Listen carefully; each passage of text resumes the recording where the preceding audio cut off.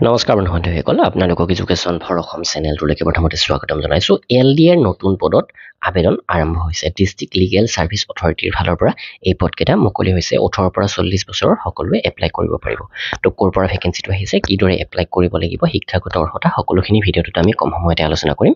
আহক ভিডিঅ'টো আৰম্ভ কৰোঁ। তো এইটো হৈছে অফিচিয়েল ফুল এডভাৰটাইজমেণ্ট আৰু ইয়াতে দুটা LD অৰ্থাৎ লোৱাৰ ডিভিজন এছিষ্টেণ্টৰ পোষ্ট মুকলি হৈছে আৰু এইকেইটা পোষ্টৰ দৰমহাৰ নিৰিখ 14,000 পৰা 70,000 য'ত গ্ৰেড পে 6,200। তো শিক্ষাগত অৰ্হতাৰ কথা কৈছে যিকোনো গ্ৰেজুৱেশ্যন, যিকোনো ডিচিপ্লিনৰ পৰা আৰ্ট, ছায়েন্স, কমাৰ্চ, ইঞ্জিনিয়াৰ যিকোনো, আৰু এই পোষ্টকেইটা আনৰিজাৰ্ভ অৰ্থাৎ সকলোৱে এপ্লাই কৰিব পাৰিব। তো বয়সৰ সময়সীমা দিছে ইয়াতে 18 বছৰৰ পৰা 40 বছৰলৈকে। তাৰোপৰি OBCৰ বাবে 3 বছৰ আৰু SC/STৰ বাবে 5 বছৰ এজ ৰিলেক্সেশ্যন আছে, অৰ্থাৎ OBC 43লৈকে, SC/ST 45লৈকে এপ্লাই কৰিব পাৰিব।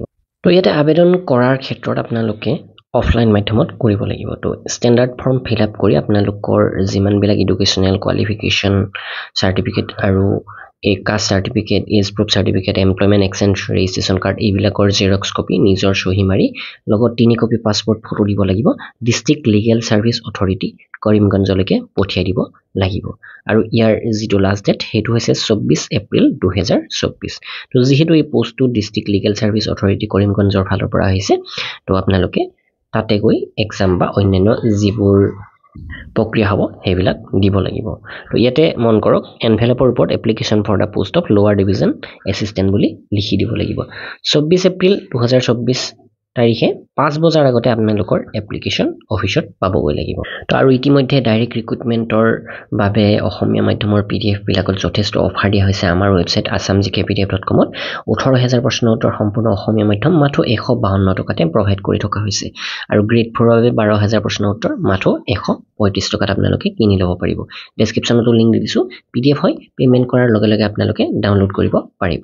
আৰু এই লোৱাৰ ডিভিজন এছিষ্টেণ্ট পোষ্টখিনিৰ লিখিত পৰীক্ষাত থাকিব 100 নম্বৰ, য'ত general English, aptitude, general knowledge, current affair, drafting, computer knowledge এইবিলাক থাকিব। তাৰোপৰি ডেছক্ৰিপটিভ এণ্ড অবজেক্টিভ টাইপো থাকিব ইয়াৰ পিছতে, আৰু এই ৰিটেন টেষ্টৰ পিছতে এটা ভাইভা অনুষ্ঠিত হ'ব।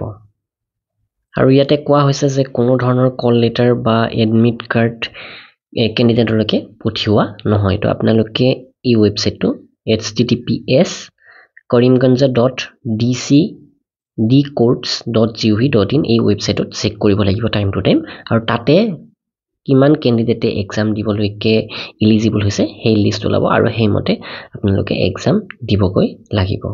আৰু এপ্লিকেশ্যন ফৰ্ম ছাবমিট কৰাৰ কাৰণে অফিচিয়েল যিটো এড্ৰেছ হৈছে chairman district legal service authority Karimganj. তো এই এড্ৰেছলৈকে আপোনালোকে এপ্লিকেশ্যন ফৰ্ম পঠিয়াব লাগিব। তো এইখিনি আছিলে আপোনালোকক জনাবলগীয়া এডভাৰটাইজমেণ্টৰ বিষয়ে। নিশ্চয় ভিডিঅ'টো লাইক কৰিব, শ্বেয়াৰ কৰিব। ধন্যবাদ।